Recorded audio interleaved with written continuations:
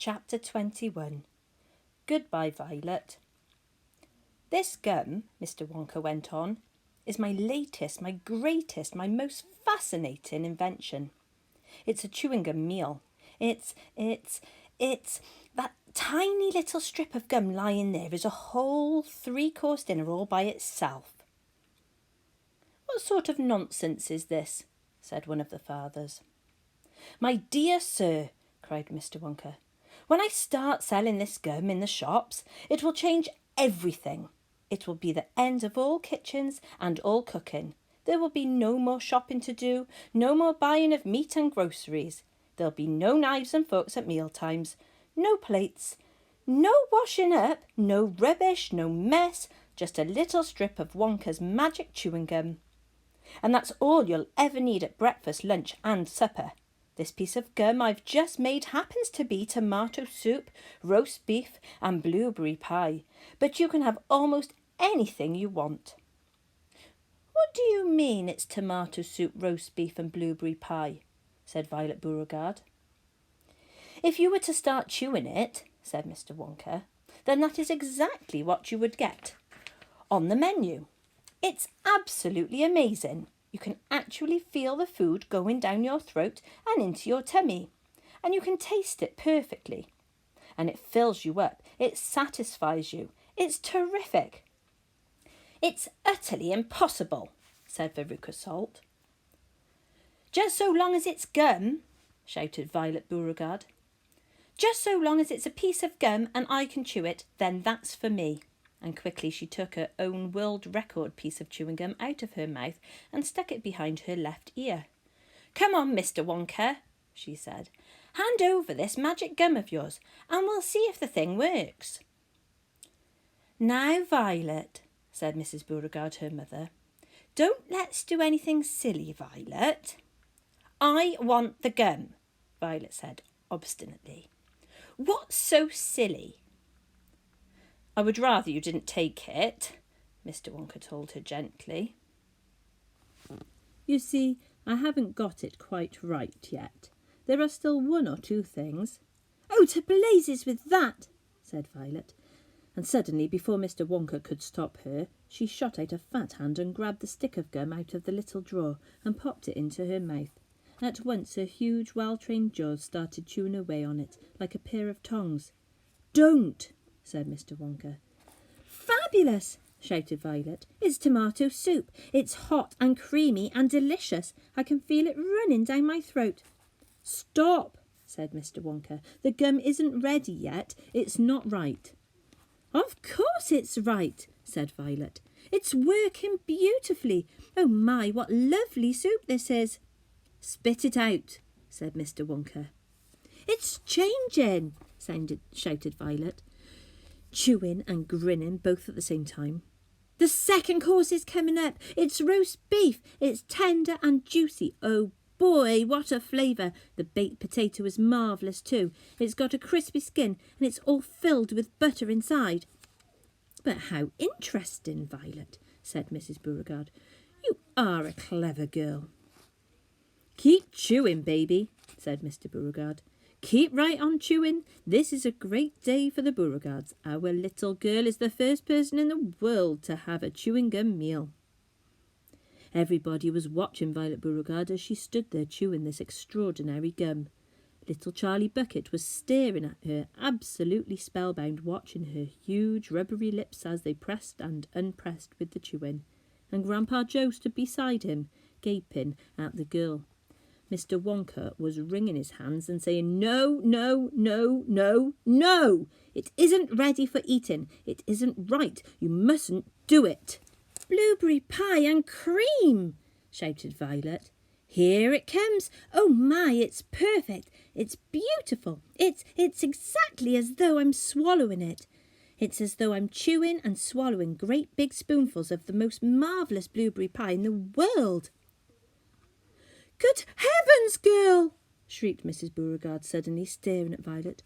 What's happening to your nose? Oh, be quiet, Mother, and let me finish, said Violet. It's turning blue, screamed Mrs. Beauregarde. Your nose is turning blue as a blueberry. Your mother is right, shouted Mr. Beauregard. Your whole nose has gone purple. What do you mean? Said Violet, still chewing away. Your cheeks, screamed Mrs. Beauregard. They're turning blue as well. So is your chin. Your whole face is turning blue. Spit that gum out at once, ordered Mr. Beauregard. Mercy, save us, yelled Mrs. Beauregard. The girl's going blue and purple all over. Even her hair is changing colour. Violet, you're turning violet, Violet. What is happening to you? I told you I hadn't got it quite right, sighed Mr. Wonka, shaking his head sadly. I'll say you haven't, cried Mrs. Beauregard. Just look at the girl now. Everybody was staring at Violet, and what a terrible, peculiar sight she was. Her face and hands and legs and neck, and in fact the skin all over her body, as well as her great big mop of curly hair, had turned a brilliant purplish blue, the colour of blueberry juice. It always goes wrong when we come to the dessert, sighed Mr. Wonka. It's the blueberry pie that does it. But I'll get it right one day. You just wait and see. Violet! Screamed Mrs. Beauregard. You're swelling up. I feel sick, Violet said. You're swelling up, screamed Mrs. Beauregard again. I feel most peculiar, gasped Violet. I'm not surprised, said Mr. Beauregard. Great heavens, girl, screeched Mrs. Beauregard. You're blowing up like a balloon. Like a blueberry, said Mr. Wonka. Call a doctor, shouted Mr. Beauregard. Prick her with a pin, said one of the other fathers. Save her, cried Mrs. Beauregard, wringing her hands. But there was no saving her now. Her body was swelling up and changing shape at such a rate that within a minute it had turned into nothing less than an enormous round blue ball, a gigantic blueberry, in fact. And all that remained of Violet Beauregard herself was a tiny pair of legs and a tiny pair of arms sticking out of the great round fruit, and little head on top. It always happens like that, sighed Mr. Wonka. I've tried it 20 times in the testing room on 20 Oompa Loompas, and every one of them finished up as a blueberry. It's most annoying. I just can't understand it. But I don't want a blueberry for a daughter, yelled Mrs. Beauregard. Put her back to what she was this instant. Mr. Wonka clicked his fingers, and 10 Oompa Loompas appeared immediately at his side. Roll Mrs. Beauregard to the boat, he said to them, and take her along to the juicing room at once. The juicing room? Cried Mrs. Beauregard. What are they going to do to her there? Squeeze her, said Mr. Wonka. We've got to squeeze the juice out of her immediately. After that, we'll just have to see how she comes out. But don't worry, my dear Mrs. Beauregard. We'll get her repaired if it's the last thing we do. I am sorry about it all, I really am. Already the 10 Oompa Loompas were rolling the enormous blueberry across the floor of the inventing room towards the door that led to the chocolate river where the boat was waiting.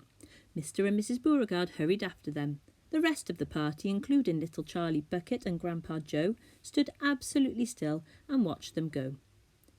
Listen, whispered Charlie. Listen, Grandpa. The Oompa Loompas in the boat outside are starting to sing. The voices, 100 of them, singing together, came loud and clear into the room.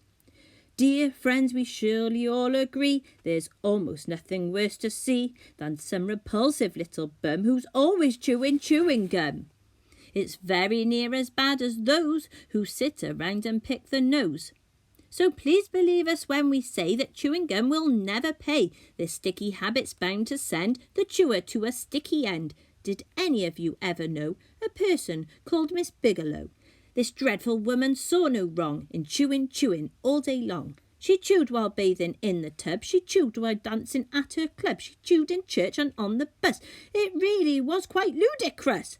And when she couldn't find her gum, she chewed up the linoleum. Or anything that happened near a pair of boots, the postman's ear, or other people's underclothes, and once she chewed her boyfriend's nose. She went on chewing till at last her chewing muscles grew so vast that from her face her giant chin stuck out just like a violin. For years and years she chewed away, consuming 50 bits a day, until one summer's eve, alas, a horrid business came to pass. Miss Bigelow went late to bed. For half an hour she lay and read, chewing and chewing, all the while, like some great clockwork crocodile. At last she put her gum away upon a special little tray, and settled back and went to sleep. She managed this by counting sheep. But now how strange, although she slept, those massive jaws of hers still kept on chewing through the night, even with nothing there to bite. They were, you see, in such a groove they positively had to move, and very grim it was to hear, in pitchy darkness loud and clear, this sleeping woman's great big trap, opening and shutting, snap, snap, snap. Faster and faster, chop, chop, chop. The noise went on, it wouldn't stop, until at last her jaws decide to pause and open extra wide, and with the most tremendous chew they bit the lady's tongue in two. Thereafter, just from chewing gum, Miss Bigelow was always dumb, and spent her life shut up in some disgusting sanatorium. And that is why we'll try so hard to save Miss Violet Beauregard from suffering an equal fate. She's still quite young, it's not too late, provided she survives the cure. We hope she does, we can't be sure.